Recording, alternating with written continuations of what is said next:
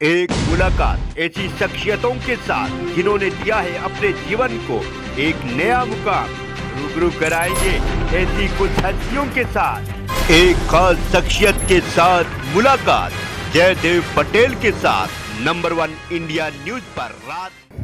नमस्कार दोस्तों, मैं जयदेव पटेल, आपका एक बार फिर स्वागत है एक खास शख्सियत के साथ मुलाकात प्रोग्राम में। आज हमारे साथ खास मेहमान है भारत के पूर्व पेट्रोलियम सचिव राघव शरण पांडे। राघव शरण पांडे जी, आपका बहुत बहुत स्वागत है आज के हमारे प्रोग्राम में।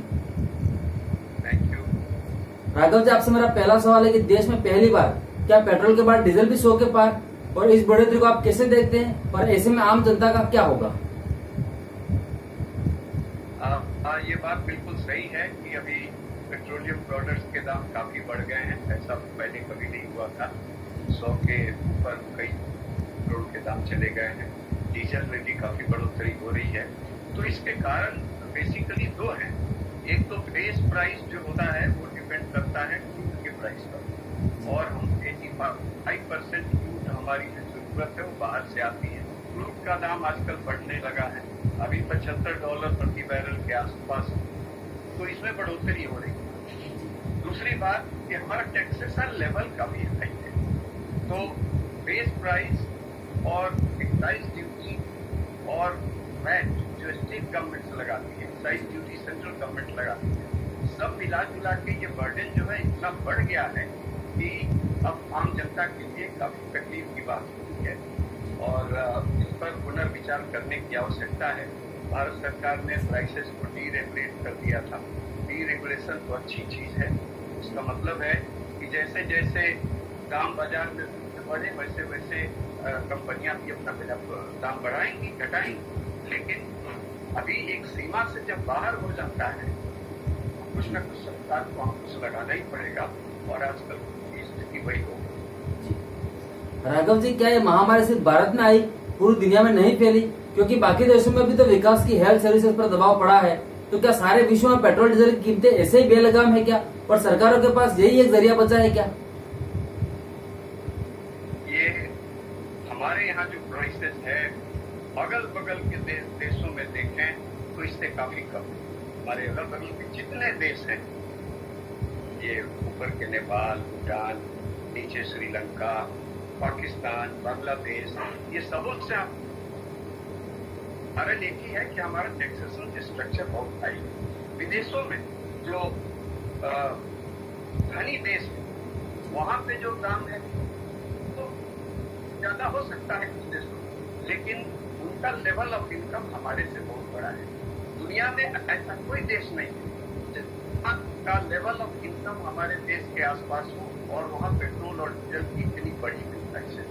इसमें टैक्सेशन स्ट्रक्चर पर पुनर्विचार या आजकल के जो हालात हैं उसमें एक निर्णय लेना बहुत ही आवश्यक है, क्योंकि इससे गरीबों पर, आम आदमी पर और मिडिल क्लास पर खास करके बर्डन बहुत बढ़ रहा है।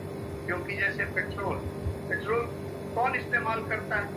99% पेट्रोल हमारे देश में ट्रांसपोर्टेशन सेक्टर में इस्तेमाल होता है। 70% टू व्हीलर वाले इस्तेमाल करते हैं। इस टू व्हीलर वाले कौन लोग हैं? सब मिडिल क्लास के लोग हैं, विद्यार्थी हैं, ऑफिस बाजार जाने वाले लोग। तो इन पर जो महंगाई की मांग है वो बढ़ती जा रही है। इसका एक और पहलू है, अभी पेट्रोल डीजल के दाम जो इतने बढ़ गए और सरकार ने डीरेगुलेशन के तहत उसको बढ़ने दिया, उसका डायरेक्ट जो प्रभाव है हम इन्फ्लेशन लेवल पे देखें। अभी जो कुछ दिन पहले इन्फ्लेशन की फिगर्स हमारे पास आई थी, होलसेल प्राइस इन्फ्लेशन तो 13% से पार कर गई, कंज्यूमर 6% हो गई, फूड इन्फ्लेशन 6% हो गई, परमिसिबल लिमिट तो 6% का ही होता है।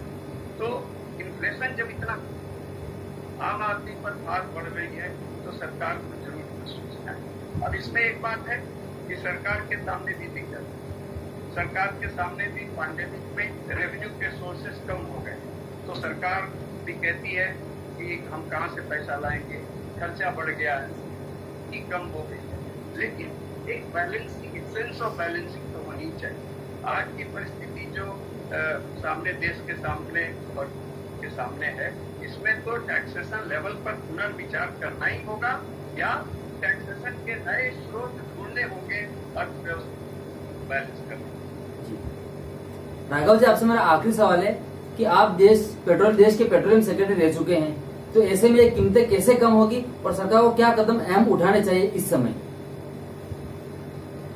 देखिए, आज जो $75 की जो प्राइस है, एक समय था जब मैं पेट्रोलियम सेक्रेटरी था, उस समय $147 प्रति बैरल कीमत हो गई थी जी।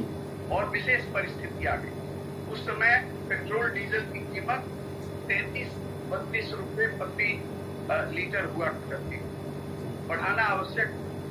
तो बहुत सोच विचार करने के बाद सरकार ने उस समय 3 रुपए की बढ़ोतरी की थी और वो भी लग रहा था कि जनता पर भारी बोझ पड़ेगा। तो तेल कंपनियों को उसके लिए सब्सिडी दी गई। ऑयल बॉन्ड्स की व्यवस्था सरकार ने, ये ऑयल बॉन्ड्स की आजकल शिकायत की जा रही है कि ऑयल बॉन्ड क्यों किया गया। तो बॉन्ड क्या है? एक तरह का लोन है। अभी भी भारत सरकार का जो खर्चा है, अगर आमदनी से ज्यादा होता है तो लोन लेनी पड़ती है, डेफिसिट फाइनेंसिंग करनी पड़ती है। वो एक उसी तरह का काम था। बॉन्ड लिया, पैसा नहीं दिया गया और बाद में उसको इंटरेस्ट समय समय पर, और जब मैच्योरिटी पीरियड हो गया तो उसको रिपे करना पड़ेगा। Bank borrowers cheap, but can't punish the consumer like this. और इन्फ्लेशन बढ़ जाएगा तो देश की पूरी अर्थव्यवस्था चरमरा जाएगी।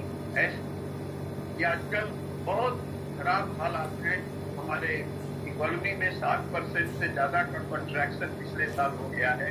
इस साल भी स्थिति बहुत अच्छी नहीं है। पैंडेमिक के दौर से अभी हम सेकेंड दौर से गुजरे हैं, थर्ड वेव की बात चल रही है। अर्थव्यवस्था में, देश में हेल्थ के फ्रंट पर, इकोनॉमी के फ्रंट पर अनसर्टेनिटी बहुत है। तो इसमें बहुत सोच विचार के एक बैलेंसिंग का काम करना है। ये हमें नहीं कहना चाहिए कि डीरेगुलेशन हो गया, विदेश में बढ़ रहा है तो हम कुछ नहीं कर सकते।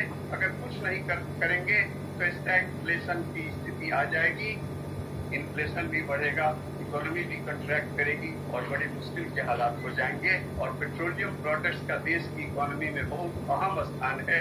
केवल सरकार के नहीं, अर्थव्यवस्था पर जो आम आदमी पर बोझ है उस पर भी बहुत असर पड़ता है। इसलिए कीमतों को तो घटाना ही होगा और उसके लिए टैक्स में कमी करनी होगी और alternative tax, one time tax. आप एक बात देख लें कि शेयर प्राइसेस तो बढ़ते जा रहे हैं, अर्थव्यवस्था इतनी कमजोर है लेकिन शेयर प्राइसेस बढ़ते जा रहे हैं। कुछ कंपनियों के मुनाफे काफी बढ़े हुए हैं, क्या उन पर वन टाइम टैक्स नहीं लगाया जा सकता?